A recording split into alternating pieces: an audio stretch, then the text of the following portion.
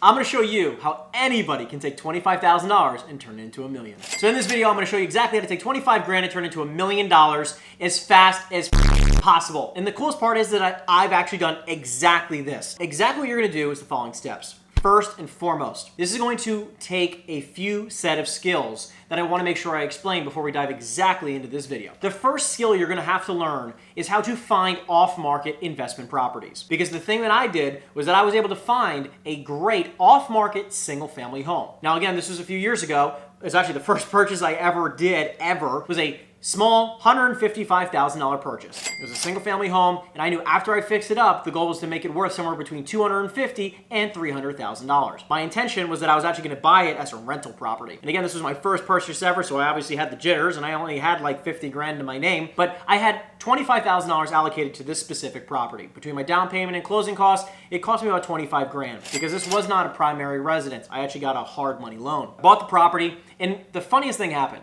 After just 24 hours of owning this property, I got a call from one of my investor clients saying, "Hey, Henry, do you have a great off-market deal for me?" And I actually told him about this property that I had just closed on. And I said, well, this is the game plan I had for it. And if actually you fixed it up, it actually might be even worth more than the $250,000 that I assumed. And he said, actually, I'll buy it. I'll offer you $190,000 for it. This is exactly what happened. So I bought it for $155,000. And I sold it for $190,000 in less than 30 days of owning the property. I took my 25 grand, my initial down payment, and closing costs and everything, right? I took my first initial $25,000 that I had used to buy the property, and now I turned it into the 25 grand plus 35 grand, gave me 60 grand total. I then took my $35,000 in profit, and then I bought a 4-family property that I actually chose to live in. So I got an FHA loan on this 4-family property. Now, after all my closing costs and everything else, because I have a fantastic lender who's giving me some extra credits, and what ended up happening was that I was able to buy a $750,000 4-family, which that I fixed up using the rental income on the property and over time. What happened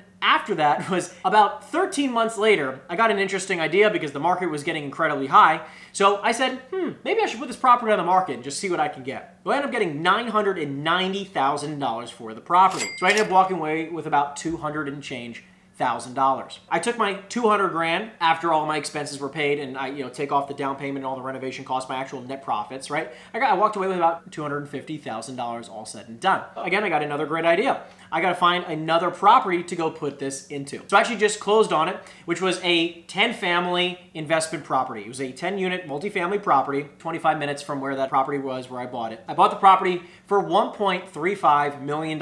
Because of the loan program that I have and my amazing connections that I had with the mortgage rep, I was able to use my $200,000 that I got from the property that I had just sold to buy the property. And then I financed the rest of it as well as all the renovations costs. Now this property is an incredible opportunity to make even more money on it. After $400,000 worth of renovations, this property is appraising for just under $3 million. The coolest part about this is now I went back to the bank getting this appraisal at $3 million and I did a cash out refinance. You take $3 million and multiply it by 75% of the value, which is what a cash out refinance or the bank will give you during a cash out refinance. So the bank gave me now a new loan at $2.25 million. What happens is that new loan originally goes to pay back the initial loan, which was about $1 million, and then it went back to paying all the renovation costs, which was another $400,000. So let's just wrap it up in total about $1.5 million in total renovations, other costs, everything in the previous loans that I have in the renovations. You take $2.25 million